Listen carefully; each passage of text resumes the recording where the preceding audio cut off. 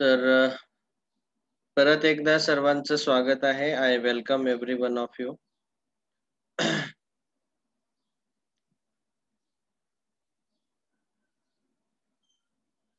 यापैकी किती मुलं ॲक्चुअली आता सध्या 10वी परीक्षा न देता पास झालेले आहेत? आदित्य, तू सध्या 10वी आहे ना? हो sir. Okay. Darshana Jawale?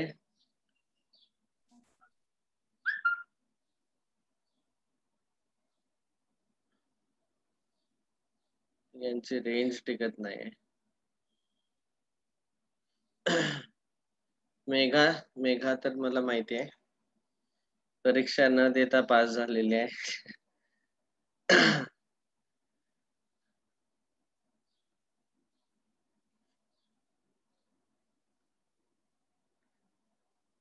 Okay. So yesterday we started with set theory. आपण जसं मी तुम्हाला सांगितलं की टोटल मॅथ्सचे आपण 6 बुकलेट्स कव्हर करणार आहे. त्यापैकी हे बुकलेट नंबर 1 आहे. I will just show you. See, हे 6 बुकलेट आपण कव्हर करणार आहे आणि त्यापैकी पहिला जो पार्ट आहे याच्यामध्ये हे टोटल पहिलं जे बुकलेट आहे त्याच्यामध्ये हे 6 चॅप्टर्स आहेत आणि इनिशियली आपण बेसिक मॅथ याच्यासाठी घेतोय की 10th स्टँडर्ड मध्ये जनरली आपल्याला जी हॅबिट असते की पुस्तकातलं सॉल्व करायचं, त्याच्या व्यतिरिक्त काही विचार करून सॉल्व करण्याची जी एक सवय आहे, ती सवय लागण्यासाठी आपण हा ब्रिज कोर्स म्हणून बेसिक मॅथ्सचा चॅप्टर घेतोय. ओके. सो तर परत एकदा तुमच्या सर्वांचं स्वागत आहे.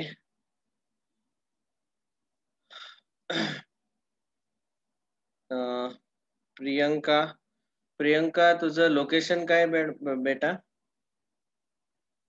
कुठून आहेस तू? सर, मी बुलढाणा जिल्ह्यातून संग्रामपूर तालुक्यातून पात्रोडा या गावचे. Okay, welcome. ठीक आहे.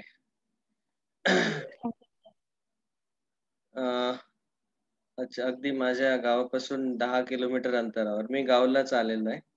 मी पण संग्रामपूर तालुक्यातूनच आहे. ओके. सो जसं मी तुम्हाला सर्वांना सांगितलंय, परत एकदा काही नवीन मुलं आलेत, तर मी परत एकदा थोडंसं इंट्रोडक्शन म्हणून पहिली PPT तुम्हाला दाखवून देतो. Just 2 minutes I will take. हे दाखवणं याच्यासाठी महत्वाचं आहे ही PPT की तुमच्या एवढं लक्षात आणून द्यायचं आहे की मॅथमॅटिक्स सब्जेक्ट शिकत असताना काल आपण ही सर्व इंट्रोडक्शन बघितली, मॅथ्सचा वापर कुठं कुठं होतो हे सर्व पाहिलं. आणि याच्यामध्ये सर्वात महत्वाचं मी तुम्हाला सांगितलेलं की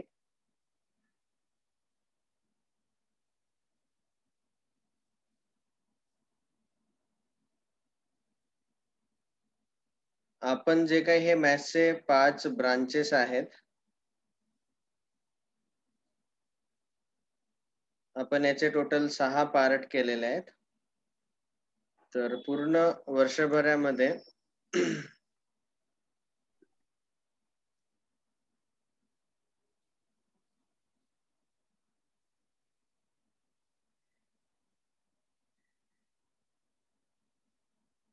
पूर्ण वर्षभरामध्ये आपण हे 6 पार्ट डिस्कस करणार आहे.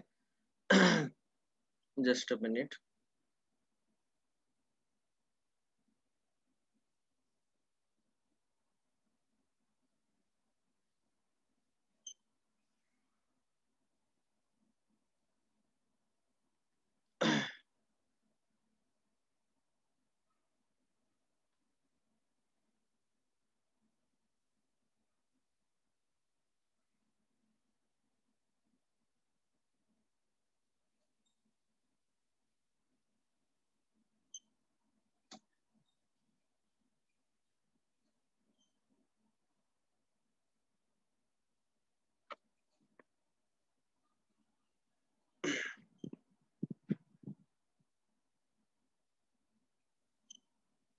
ओके. तर आपले जे हे बुकलेट्स मी बनवलेत, हे सर्व बुकलेट्स जे आहेत मागचे 7 इयर्सचा एक्सपिरियन्स वरनं बनवलेले आहेत. Last 7 years. तर मी ते तुम्हाला दाखवू इच्छितो. तर हे असे 6 बुकलेट्स आहेत. असे 6 छोटे-छोटे बुक्स येणार पूर्ण मॅथ्सचे. आणि तुम्ही जर JEE आणि मेन्स आणि ॲडव्हान्सची प्रिपरेशन करत असाल, तर या बुकलेट्सची फर्स्ट एक्सरसाइज तुम्हाला अत्यंत महत्त्वाची आहे. तर या बुकलेट्समध्ये प्रत्येक चॅप्टरच्या आपण 4 एक्सरसाइज ठेवलेल्या आहेत. याच्यामध्ये एक्सरसाइज नंबर 1 ही मी ॲड केलेली आहे करियर पॉइंट इन्स्टिट्यूटच्या नोट्समधून. ठीक आहे. नंतर एक्सरसाइज 2 आणि 3 ही ॲड केलेली आहे मी बन्सल क्लासेस. हे दोन्ही क्लासेस जे आहेत ते राजस्थान कोटापासून, म्हणजे त्यांच्या आता भरपूर ब्रांचेस आहेत इंडियामध्ये. 2 आणि 3 बन्सल क्लासेस. एक्सरसाइज 4 मागील वर्षीचे question, previous year questions, PYQ म्हणजे प्रिव्हियस इयर क्वेश्चन, जे JEE मेन्स आणि IIT मध्ये विचारलेले प्रिव्हियस इयर क्वेश्चन. अशा 4-4 एक्सरसाइज प्रत्येक चॅप्टरच्या ॲड केलेल्या आहेत. नंतर आपण ॲलनची टेस्ट सिरीज पण घेणार आहे. बघा, तुम्ही विचार करू शकता की एकाच वेळी असं 3-3, 4-4 कोचिंग इन्स्टिट्यूटचं मटेरियल वापरण्याचं रिझन असं आहे, की जसं मी तुम्हाला काल सांगितलं, की माझ्याकडे नेहमी 25 ची बॅच असते. तर त्यापैकी दरवर्षी 5 ते 6 लोकं IIT ला जातातच. IIT दे गो. 10 ते 15 मुलं NITsला जातात. IITला जाणारे JEE ॲडव्हान्स क्लिअर करतात. NITला जाणारे JEE मेन्स क्लिअर करतात. आणि महाराष्ट्र CETला 50 स्टुडंटपैकी 30 स्टुडंट तर average 30 student Maharashtra CET through अगदी चांगल्या कॉलेजेसला सिलेक्ट झालेले आहेत. ठीक आहे. तर ह्या 3 एक्झाम ज्या आहेत, तिन्ही एक्झाम्समध्ये हा रेशो ॲक्चुअली अगदी या नोट्स वापरून मला खूप जबरदस्त रिझल्ट भेटलेला आहे. आणि मी ह्या नोट्स ज्या आहेत ह्या टॉप इन्स्टिट्यूटमधून याच्यासाठी घेतलेल्या आहेत. दुसरं याच्यासोबतच जे महाराष्ट्र CETची फक्त प्रिपरेशन करू इच्छितात त्यांना मी सजेस्ट करतो की त्यांनी टार्गेट पब्लिकेशनचं बुक घेऊन यायचं आणि अरिहंत पब्लिकेशनची टेस्ट सिरीजचं एक बुक येते महाराष्ट्र CETचं, ते घेऊन यायचं. हे एवढे 2 जर तुम्ही प्रिपेअर केले तर सफिशियंट आहे. हे आपण क्लासमध्ये पण यातले क्वेश्चन काही घेऊ. So this is what we are going to cover throughout 2 years. Next 2 वर्ष आपण हे सर्व कव्हर करणार आहे. आधी आपण आता बेसिक मॅथ्स हा एक ब्रिज कोर्स आहे. ब्रिज कोर्स म्हणजे काय? Up to 10th standard generally we have habit of solving questions which are from the book. आपल्याला पुस्तकातलेच प्रश्न आणि पुस्तकात जे दिले तसं सोडवण्याची सवय लागलेली असते. पण but in our 11th and 12th standard we have to learn to solve questions which are even asked for the first time. समजा पुस्तकाच्या बाहेरचा एखादा प्रश्न आहे किंवा पुस्तकातला कन्सेप्ट वापरून, बुक मधला कन्सेप्ट वापरून जर एखादा क्वेश्चन विचारला असेल, so you should be able to solve it. So for that this is a bridge course. याच्यामध्ये पहिला जो पार्ट आहे आपण हा सेट थिअरी कंप्लीट करतोय पूर्ण. हा ऍक्च्युअली जो पार्ट आहे पूर्ण सेट थिअरीचा हा 11वीचा चॅप्टर आहे. This is the chapter from standard 11. HSCचं जे आपलं 11th स्टँडर्डचं बुक आहे त्यातला सेकंड पार्ट मध्ये जो सेट थिअरी चॅप्टर आहे तो मी पूर्णपणे कंप्लीट करून घेतो इथं. तर आधी आपण सेट थिअरी याच्यासाठी घेतोय की सेट थिअरी चॅप्टर बऱ्याच चॅप्टर मध्ये वापरला जातो. सेट अँड रिलेशन जो चॅप्टर आहे त्यातला सेट थिअरीचा पार्ट आपण इथं आधी कव्हर करून घेतोय. ओके, मी तुम्हाला सांगत चालेल या बुकलेट्स मधले जसजसे चॅप्टर आपण घेत जाऊ तसे बोर्ड एक्झाम मधले पण बोर्डच्या बुक मधले पण चॅप्टर सायमल्टेनियसली सोबत असे कंप्लीट होत जातील. मग मी तुम्हाला सांगेल की ठीक आहे, आज आपण सेट थिअरीचा हा पार्ट पहिला, तर सेट थिअरी चॅप्टर मध्ये तुम्हाला बोर्डाचा जो बुक आहे 11वीचं पार्ट 2 त्या बुक मधून तुम्ही ही एक्सरसाइज सॉल्व करा. जसं आता आपली पहिली एक्सरसाइज जी असेल सेट थिअरीवर आधारित जी एक्सरसाइज आहे that will be this one, exercise 5.1. तर आपला आता मेन गोल आहे की एक्सरसाइज 5.1 सॉल्व करायचं. आणि त्याच्यासोबतच आपल्या ज्या नोट्स आहेत बेसिक मॅथ्सच्या सेट थेअरीमध्ये इथं जे काही क्वेश्चन्स आहेत सेट थेअरीचे ते पण सॉल्व्ह करायचे आहेत. आता बघा प्रत्येक चॅप्टर मध्ये थेअरी आधी लिहून दिलेली आहे बुकलेट मध्ये. थेअरी झाल्यानंतर तुम्हाला क्लास असाइनमेंट घेतलेली आहे. तर क्लास असाइनमेंट म्हणजेच क्लासमध्ये घेतले जाणारे question. Okay, these are the questions taken in the classroom. आणि ह्याच टाईपचे सेम टाईपचे जे क्वेश्चन आहेत सेम टाईपचे जे क्वेश्चन आहेत ते होमवर्क म्हणून दिलेले आहेत होम असाइनमेंट 1 ह्याच्यामध्ये. तर सेम टाईपचे क्वेश्चन जेणेकरून तुमची प्रॅक्टिस होईल, स्वतः तुम्ही घरी सॉल्व्ह कराल. तर असं तुम्हाला रेग्युलरली होमवर्क भेटत राहील. क्लास असाइनमेंट होम असाइनमेंट एक अशी सवयच पडून जाईल तुम्हाला डेली की सर आता तुम्ही हा क्लास असाइनमेंट घेतला, आता याच्यावरचा होम असाइनमेंट आम्ही उद्या सॉल्व्ह करून आणतो. अशी तुम्हाला स्वतः सवय पडेल. बघा क्लास असाइनमेंट 2 आणि त्याच्यावर बेस्ड होम असाइनमेंट 2 अशा पद्धतीनं हे बुकलेट अरेंज केलेलं आहे. याचा एक फायदा असा आहे की पहिली गोष्ट तर क्लास असाइनमेंट मधल्या टाईपचे क्वेश्चन तुम्हाला होम असाइनमेंट मध्ये टाकलेले आहेत सेम टाईपचे क्वेश्चन. आणि होम असाइनमेंट सॉल्व्ह करताना जर काही डाऊट आला तर तो आपण क्लासमध्ये डिस्कस करू. ओके तर अशा पद्धतीनं पूर्ण हे बुकलेट अरेंज केलेलं आहे. हे क्लास आणि होम असाइनमेंट झाल्यानंतर ह्या 4 एक्सरसाइज टाकलेल्या आहेत ज्या मी तुम्हाला आता सांगितल्या सुरुवातीला. तर अशा पद्धतीने हे प्रत्येक चॅप्टरचं बुकलेट आपण बनवलेलं आहे. सो तर काल आपण स्टार्ट केलं होतं बेसिक मॅथ्स. त्याच्यामध्ये पहिला जो पार्ट आहे तो आहे set theory. Of course set theory जो चॅप्टर आहे हा तुम्ही 9th स्टँडर्ड मध्ये शिकलेले आहात महाराष्ट्र बोर्डच्या बुक मध्ये. आणि काही पार्ट 9th स्टँडर्डचा आहे आणि आता काही एक्स्ट्रा पार्ट 11th स्टँडर्ड मध्ये पण तो एक्स्ट्रा येईल. तर हा 11th स्टँडर्डचा जो पार्ट आहे सेट थेअरीचा तो पण आपण आधी डिस्कस करू. हाच चॅप्टर आपण आधी याच्यासाठी घेतोय की या चॅप्टरचे सर्व बेसिक्स जे आहेत सेट थेअरीचे हे पुढच्या बऱ्याच चॅप्टर मध्ये आलेले आहेत. ओके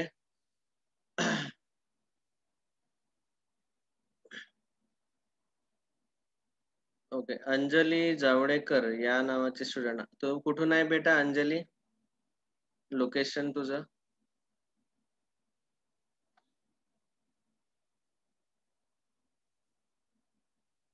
कोणत्या गावची आहेस? You are from which place?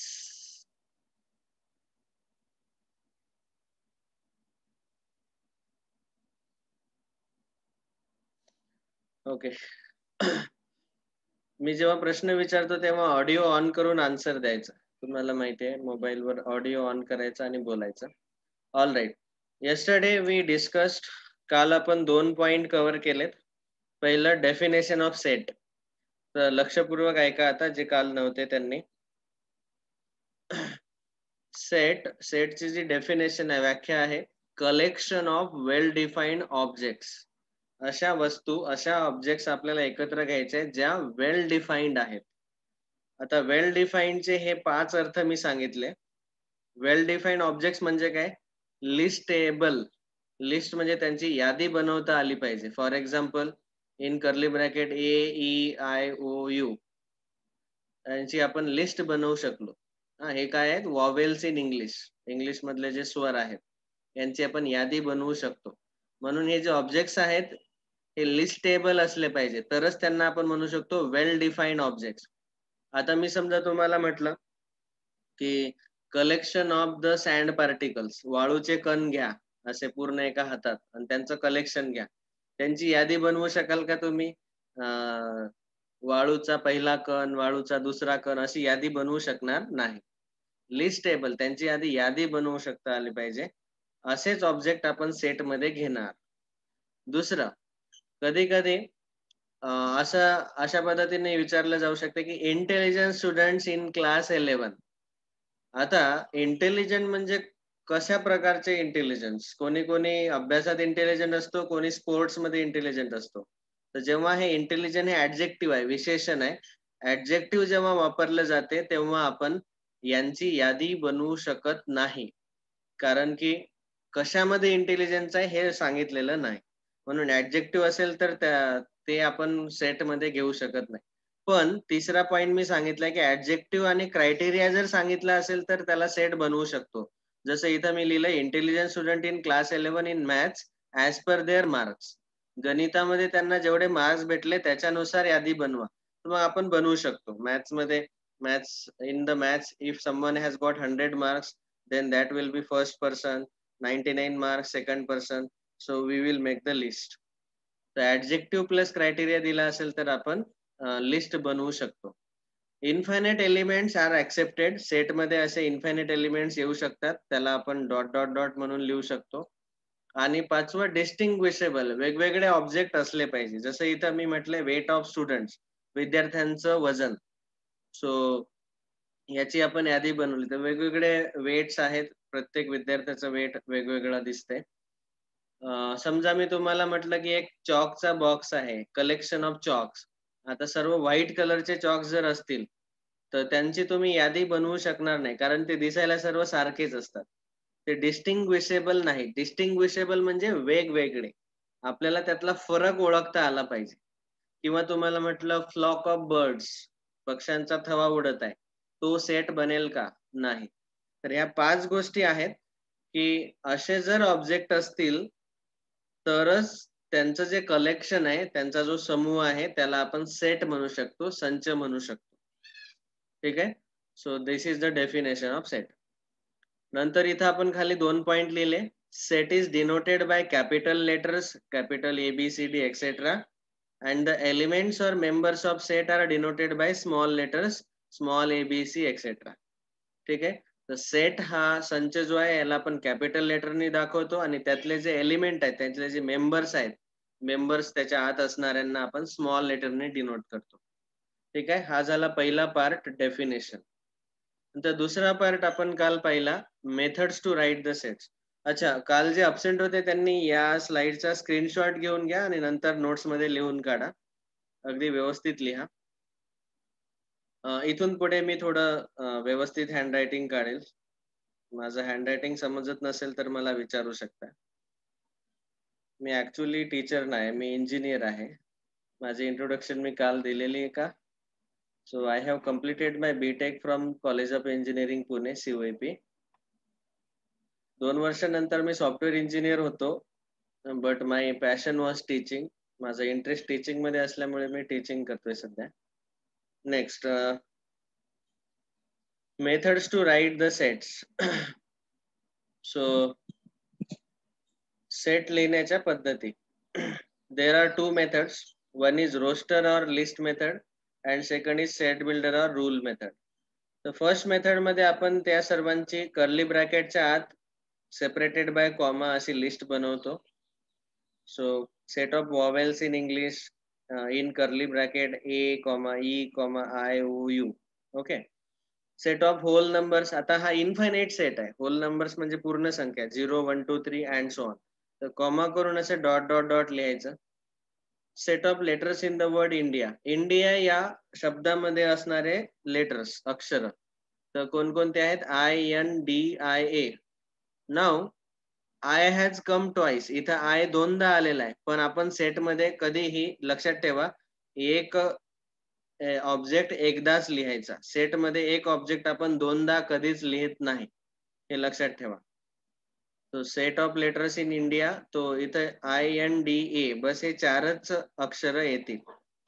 नंतर set of even natural numbers 2, 4, 6, 8. या सर्वांना आपण कॅपिटल लेटरने डिनोट केलंय. Capital A, capital W equal to, capital B equal to, capital E equal to, अशा पद्धतीनं.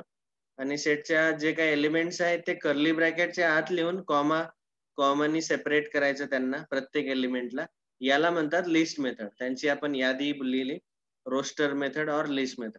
Second is set builder or rule method. म्हणजे काय? जे काही सर्व ऑब्जेक्ट आहेत यांना डिनोट करण्यासाठी जो एक स्पेशल रूल आहे, नियम आहे, तो नियम इथं लिहायचा. जसं उदाहरणार्थ इथं सेट E दिलाय, 2, 4, 6, 8.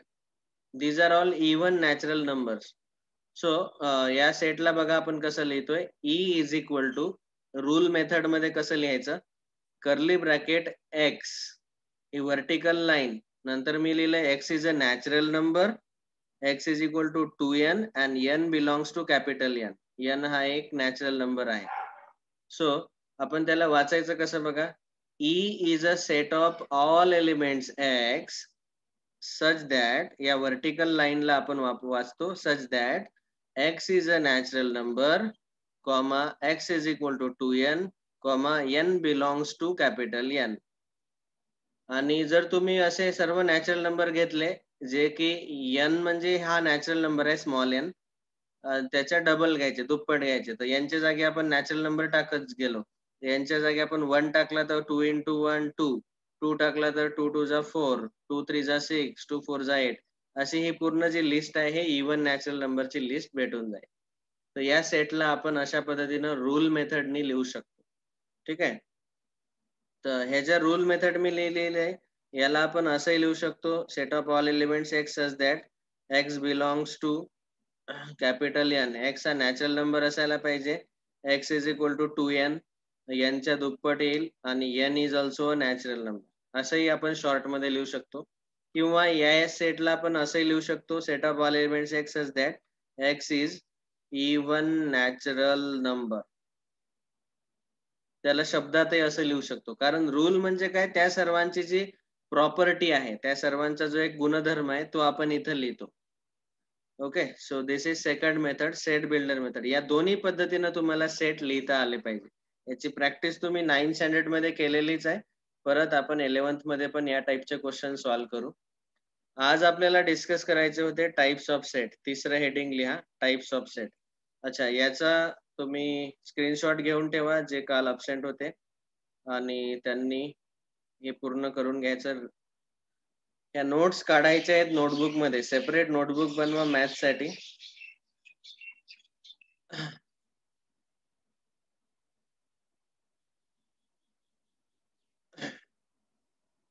नेक्स्ट, हा झाला दुसरा पॉइंट. आता आपण डिस्कस करतोय तिसरा point, point number 3, types of sets. Okay, तर सेटचे जे टाइप्स आहेत, तर टोटल आपल्याला 9th स्टँडर्ड मध्ये फक्त 4 का 5 टाइप्स होते, पण आता 11th स्टँडर्ड मध्ये जवळपास 11 टाइप आहेत सेटचे. So those we will discuss now. काही सिम्बॉल्स इथं दिलेले आहेत, त्यापैकी हा एक बिलॉंग्स टू सिम्बॉल आपण वापरला. तर बिलॉंग्स टू या सिम्बॉलचा अर्थ काय होतो, तर एकदम सिंपल आहे. बिलॉंग्स टू हे तुम्हाला 9th मध्ये पण माहिती असेल. जर समजा मी इथं सांगून टाकतो, बिलॉंग्स टू या सिम्बॉलला आपण ऍक्च्युअली बिलॉंग्स टू असं वाचतो. समजा माझ्याकडे एक सेट ए आहे, त्याच्यामध्ये ए ई आय ओ यू हे सर्व एलिमेंट्स आहेत. मी जर असं इथं लिहिलं स्मॉल ए हा या कॅपिटल ए सेटच्या आत आहे, तर त्याला आपण असं लिहितो ए बिलॉंग्स टू सेट ए. पण स्मॉल बी हे लेटर या सेटच्या आत नाही, तर आपण त्याला असं लिहितो B does not belong to set A. त्याच्यावर एक असा क्रॉस करायचा, काट मारायचा, म्हणजे बी हा या सेटचा पार्ट नाही.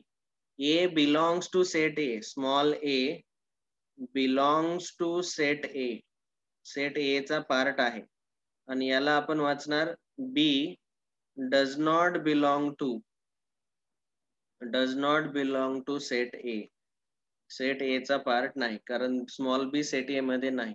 तर हा सिम्बॉल आहे बिलॉंग्स टू, हा परत परत येईल, तर त्याचा मीनिंग लक्षात ठेवा. Okay, types of sets. तर आता आपण जे सेट्सचे वेगवेगळे प्रकार आहेत ते डिस्कस करतोय. First type is type number 1. सर्वांनी आता लक्षपूर्वक ऐका, आधी नोट्स लिहायला मी वेळ देईल. एम्प्टी सेट, त्यालाच आपण म्हणतो नल सेट और वॉइड सेट और झिरो सेट, असे याचे 4 नाव आहेत. याची डेफिनेशन काय आहे, a set which contains no element, असा संच ज्याच्यामध्ये एकही एलिमेंट नाही. ओके, अशा सेटला आपण म्हणतो एम्प्टी सेट. एम्प्टी म्हणजे रिक्त संच, null set, void set, zero set.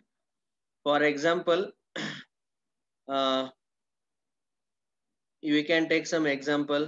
So let us take set A is a set of all natural numbers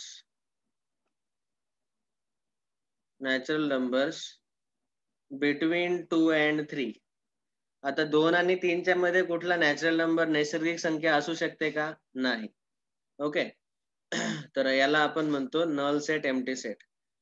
it is denoted by, याचं जे नोटेशन आहे आपण असं दाखवतो, एकतर फाय या सिम्बॉलनी किंवा कर्ली ब्रॅकेट असे ब्लँक दाखवायचे.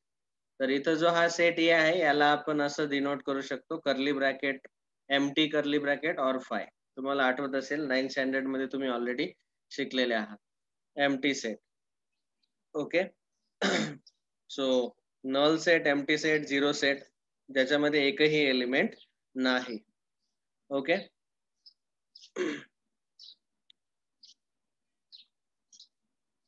नंतर दुसरा टाइप आहे singleton set. Singleton set means a set which contain, असा संच ज्याच्यामध्ये which contains exactly one element, याच्यामध्ये एक आणि एकच एलिमेंट असतो exactly. Okay. For example, B is a set of whole numbers which is not a natural number. असा hole number जो की नॅचरल नंबर नाही, तो एकच आहे, 0. ठीक आहे. तर या सेट मध्ये किती एलिमेंट आहेत? एक एलिमेंट आहे. तर अशा सेटला आपण म्हणतो singleton set. Okay. Singleton set मध्ये एक्झॅक्टली एक एलिमेंट असतो. All right. आपण आणखी काही एक्झाम्पल्स घेऊ शकतो. Set of capital of India, भारताची राजधानी एकच असते. राजधानी कुठल्या देशाची? दिल्ली. मग त्या सेटला आपण सी म्हणून असं लिहू शकतो, दिल्ली. बस, याच्यामध्ये एक आणि एकच एलिमेंट आहे. अशा सेटला म्हणायचं singleton set. Okay. Next, number 3, finite set. Finite set. Finite set म्हणजे याच्यामध्ये फायनाइट नंबर ऑफ एलिमेंट्स असतील, लिमिटेड एलिमेंट्स असतील किंवा काउंटेबल एलिमेंट्स असतील, ज्यांचा आपण काउंट घेऊ शकतो. वी कॅन काउंट देम, ज्यांना आपण मोजू शकतो एवढे एलिमेंट असतील. So a set which contains, set ज्याच्यामध्ये काय असतील? लिमिटेड, किंवा त्याला आपण म्हणतो काउंटेबल, मोजू शकू एवढे, किंवा त्याला आपण म्हणतो finite elements is called as finite set. Okay.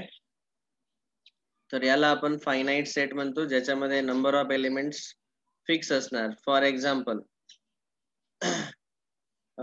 मी एक सेट ए घेतोय आणि हा जो सेट आहे set of population of India. बरेच लोक हा सेट ऐकल्याबरोबर कन्फ्यूज होतात. सर, भारताची लोकसंख्या ती तर भरपूर आहे, पण काही ना काही तर आहे ना, आपण एक्झॅक्टली काउंट करू शकतो. So therefore it is a finite set. तो इनफायनाइट सेट नाही. फायनाइट सेट मध्ये जे नंबर ऑफ एलिमेंट्स असतात हे अगदी आपण मोजू शकतो. हातावर नाही मोजू शकणार, कारण की ते आपले 125 करोड आहे भारताची लोकसंख्या, पण मोजू शकतो, म्हणून याला आपण फायनाइट सेट म्हणतो. ओके. नंतर दुसरा एलिमेंट सेट बी घेतला समजा मी, तर याच्यामध्ये मी घेतोय हे सर्व ऑड नंबर्स 11 पर्यंतच घेतले. तर याच्यामध्ये पण फिक्स 6च नंबर आहेत, आपण त्यांना मोजू शकतो, काउंट करू शकतो. ओके. तर अशा सेटला म्हणायचं फायनाइट सेट. आता फायनाइट सेट जसं आपण डिस्कस करतो तसं ऑर्डर ऑफ फायनाइट सेट आपण इमिजिएटली आपल्याला माहिती असणं आवश्यक आहे. तर finite set as soon as we discuss, we should know what is the meaning of order of set, किंवा त्यालाच आपण म्हणतो कार्डिनॅलिटी ऑफ सेट, किंवा त्यालाच आपण म्हणतो कार्डिनल नंबर ऑफ सेट. बिलकुल सोपं आहे. हे काय फक्त नाव दिले त्यांनी, पण ही डेफिनेशन तुम्हाला माहिती असणं आवश्यक आहे. सेट मध्ये जेवढे एलिमेंट असतात त्यालाच म्हणतात ऑर्डर ऑफ सेट किंवा कार्डिनॅलिटी ऑफ सेट किंवा cardinal number of set. Set मध्ये जेवढे एलिमेंट असतात त्याला. जसं इथं सेट बी दिलाय आपल्याला. सेट बी 1 3 5 7 9 11. या सेट मध्ये किती एलिमेंट आहेत तर त्याला आपण असं डिनोट करतो n of B. N of B ला आपण इंग्लिश मध्ये वाचायचं number of elements in set B असं याला वाचायचं. किंवा ऑर्डर ऑफ सेट म्हटलंय म्हणून त्याला ओ ऑफ बी पण म्हणू शकतात किंवा एन ऑफ बी पण म्हणू शकतात. आणि इथं एन ऑफ बी ची व्हॅल्यू आहे 6. किती एलिमेंट आहेत टोटल या सेट मध्ये? 6. ठीक आहे. Just 1 minute. I will put on charging.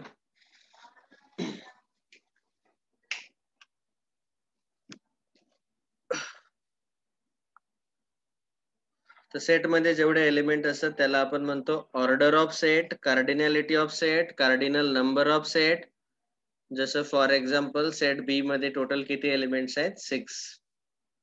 So this is denoted by n of A or O of ए. ह्या सर्व नोट्स आपल्याला लिहायचे आहेत. जरी इथं दिलेल्या आहेत मी, हे बुकलेटची पीडीएफ पण मी तुम्हाला सेंड करणार आहे जेव्हा आपली क्लास असाइनमेंट आणि होम असाइनमेंट स्टार्ट होईल तेव्हा.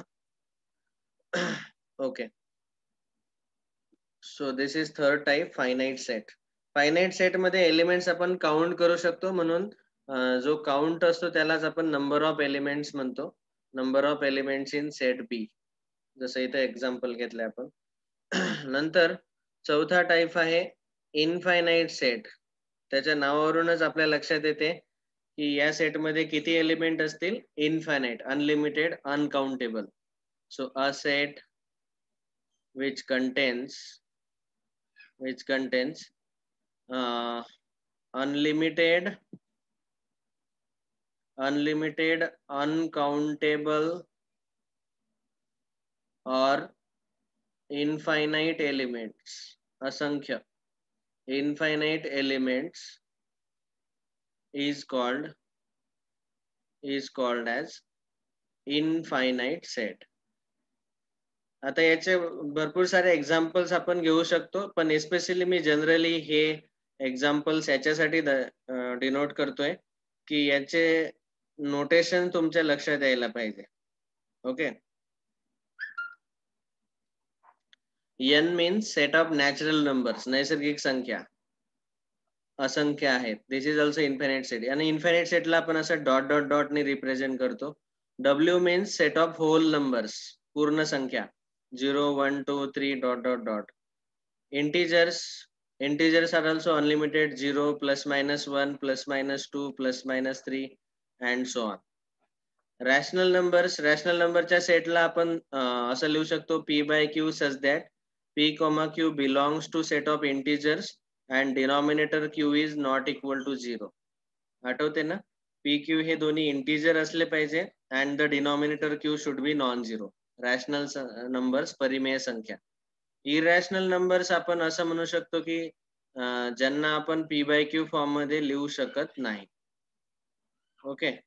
Wear p q belongs to integers and q is non-zero. And real numbers are rational plus irrational, या दोघांचा common. So all these are infinite set कारण की त्याच्यामध्ये असंख्य संख्या आहेत, इनफायनाइट एलिमेंट्स आहेत. ओके. पण यांचे नोटेशन लक्षात घ्या, ठेवा. एन म्हणजे natural number, W whole numbers, Z or I integers, rational, irrational, real numbers, वास्तव संख्या.